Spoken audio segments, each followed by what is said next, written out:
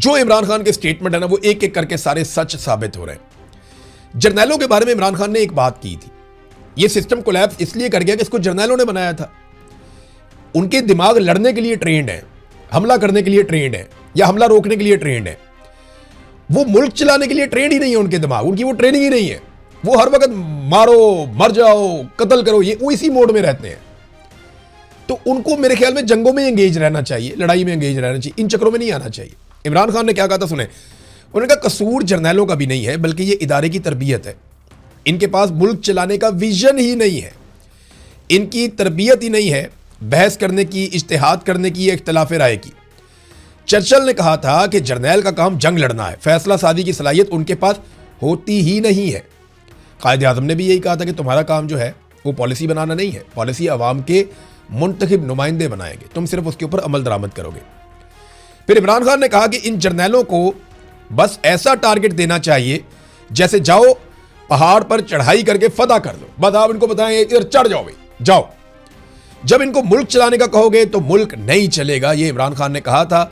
और आज मोहसिन नकवी जो सबसे बड़े जर्नैल का माउथ पीस है, वो ये कहता है कि इमरान खान ने ठीक कहा था, जर्नैल एक मरतबा फिर मुल्क को चलाने में नाकाम हो चुके हैं, वो कामयाब नहीं हुए।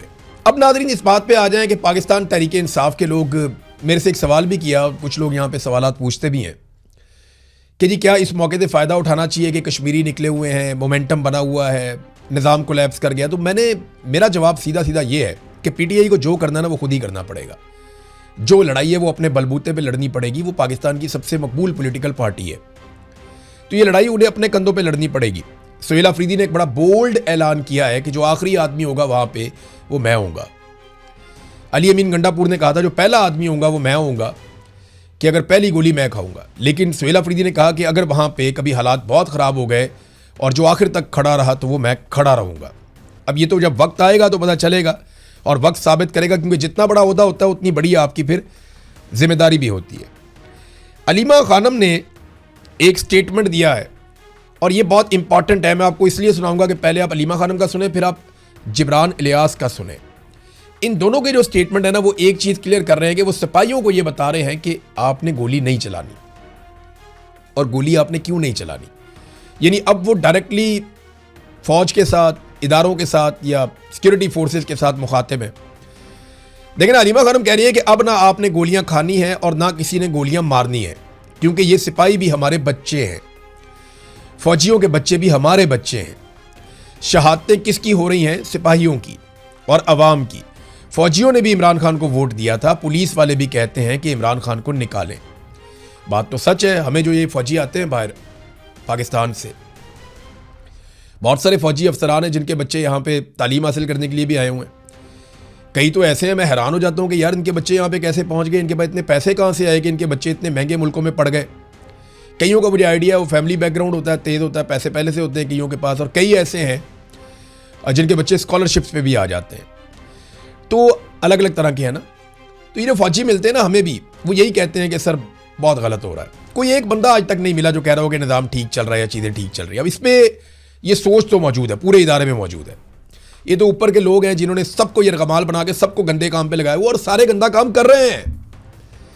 अब ये मैं आपको ये भी बात क्लियर कर दूं कि जो आपको जूते मारता है या जो आपको डंडे मारता है या आपको गोली चलाता है, वो आसिम मुनीर डायरेक्ट आके नहीं चलाता, या डीजीआई से ही डायरेक्ट आके नहीं चलाता। वो नीचे एक मेजर खड़ा हुआ होता है, उसके साथ एक टीम बनी हुई होती है, मारो जी इनको, मारते हैं, मारो इनको, मारते हैं, हुक्म फॉलो करते हैं। अब उनको मुखातिब कर रही हैं अलीमा खानम। और जिब्रान इलियास ने क्या लिखा? जिब्रान इलियास साहब के यहाँ पे 8 नुकात हैं जो उन्होंने फौजी जवानों से कहा। उन्होंने कहा जी अल्लाह की फ़ौज के साथ 7 लाख सिपाहियों से मैं कुछ सवालात करना चाहता हूँ। पहला सवाल है, जब आप अपने मुसलमान भाई और अपने ही मुल्क के शहरियों पर गोली चलाते हैं, आपको महसूस नहीं होता कि कितना बड़ा गुनाह आप कर रहे हैं और आप दुनिया और आखिरत दोनों में रुसवा हो सकते हैं? और अगला सवाल है खामोश तमाशाइयों के लिए, क्या आप अपने बड़ों से सवाल करते हैं कि आखिर अपने शहरियों को क्यों मारना पड़ रहा है और इसकी नौबत क्यों आई है? नंबर 3, क्या आप अपने बच्चों को कत्ल की रोज़ी खिलाकर फ़ख्र महसूस करते हैं? आप टीम कत्लेआम नहीं है, ये भी आप बोलिए। नंबर 4, आपके घर वाले मुतमईन हैं आपकी इस नौकरी से जिससे किसी की माँ की गोद उजड़ जाती है और किसी ख़ानदान का कीमती शख्स अपने बच्चों से, अपने वालिदैन से हमेशा के लिए दूर हो जाता है?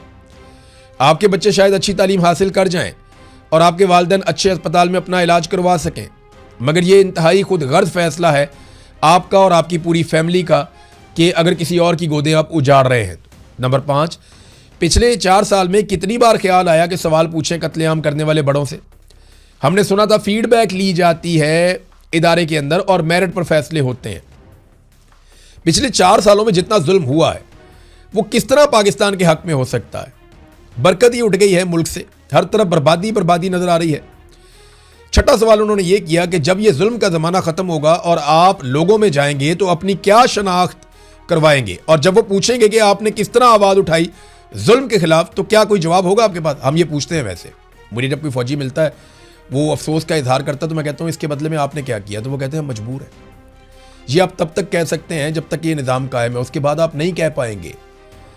लोग आपके ऊपर, लोग हंसेंगे आपके ऊपर, वो इसलिए कि लोग मजबूर नहीं, लोग निकलते हैं। हर बंदा बताएगा मैं निकला था, मैंने ये किया, मेरी ये कुर्बानी है, और आप नहीं बता पाएंगे कि आपकी क्या कुर्बानी है। आप सिर्फ अपनी मजबूरी गिनवाएंगे, और मजबूरी जो है उसका नाम शुक्रिया, बस कुछ भी नहीं। फिर जब आपके बच्चे बड़े होंगे तो वो किस तरह आप पर फख्र करेंगे और क्या वो अपनी शनाख्त में आपका जिक्र करेंगे? याया खान के बच्चे कहाँ हैं आज, बताएं ना। मुशर्रफ के बच्चे कहाँ हैं आज, बताएं। जो ज़ालिमीन है उनके बच्चे बताएं किधर हैं। डी चौक, मुरीद के रावला कोट और दीगर इलाकों के शोहदा जिनको अल्लाह की फौज के सिपाहियों ने गोलियां मारकर शहीद किया, आपके ख्वाब में आकर आपसे सवाल पूछेंगे तो आप उन्हें क्या जवाब देंगे? फिर उन्होंने कहा जी फौरी तौर पे आप तौबा कर लें। ये बड़ा सख्त एक ट्वीट लिखा जिब्रान इलियास ने, लेकिन ये वो सवाल आते हैं जो हर पाकिस्तानी पूछता है। नाज़रीन, एक और बड़ा ही अफसोसनाक वाक़या हुआ, बड़ी तकलीफ दे ये स्टोरी है। ये वाक़या स्वात में हुआ है, कबल में। वहाँ पे अमन पासून का एक जरगा जारी था और उस पर खुदकुश हमला हो गया, एक धमाका हो गया वहाँ पे। और जो कबल में धमाका हुआ, मेरी वहाँ को जर्नलिस्ट ने उनसे बात हुई तो उसमें काफ़ी ज़्यादा शहादतें हुई, पुलिस वालों की भी। पुलिस वालों को बताया जा रहा है 5 से 6 पुलिस वाले शहीद हो गए और 15 के करीब टोटल लोग जो है वहाँ पे शहीद हुए हैं। अब ये एक बड़ा इंसिडेंट है दहशतगर्दी का, बहुत सारे लोग ज़ख्मी भी हुए और एक क़यामत खेज़ मनाजिर से बहुत तकलीफ हुई। वो मनाजिर देख के मैं आपको दिखा भी नहीं सकता। अब ये धमाका उस वक्त होता है जब मुराद सईद सवाल उठाता है और मुराद सईद के इलाके में एक अमन पासून का प्रोग्राम होता है, जरगा होता है, और उसी के अंदर धमाका हो जाता है। तो मुराद सईद ने इसके ऊपर एक सवाल उठाया DGISPR से। उन्होंने कहा DGISPR साहब, ये पहली मरतबा नहीं हुआ कि मैंने सवाल आपसे उठाया और जवाब मुझे दूसरी जानिब यानी दहशतगर्दों से मिला हो। अप्रैल 2023 में भी यूं ही आप पर सवाल उठाने का जवाब मुझे मेरे गाँव में मेरे लोगों का लहूलुहान करके दिया गया था, और आज फिर कबल सवात में होने वाले अमन पासून पर हमले और अमन का सफ़ेद झंडा लेकर निकलने वाले हमारे मासूम शहरियों को लहूलुहान किया गया है। यानी मुराद सईद ये कह रहे हैं कि दहशतगर्दों को क्योंकि फ़ौज लेकर आई है और पॉलिसी के तहत लेकर आई है और हम रोकते रहे और ये लाते रहे हैं, तो वो आज भी इनके लिए काम कर रहे हैं। हम जब भी फ़ौज से सवाल पूछते हैं दहशतगर्द हमारे ऊपर हमला कर देते हैं। उनके कहने का मतलब ये है। नाज़रीन, काफ़ी लंबा हो गया वीलॉग, खबरें हैं मेरे पास और भी, लेकिन वो नेक्स्ट वीलॉग में मैं आपके सामने रखूंगा। अब तक के लिए इतनी, अपना ख्याल रखिएगा, अपने इस चैनल का भी। अल्लाह हाफ़िज़।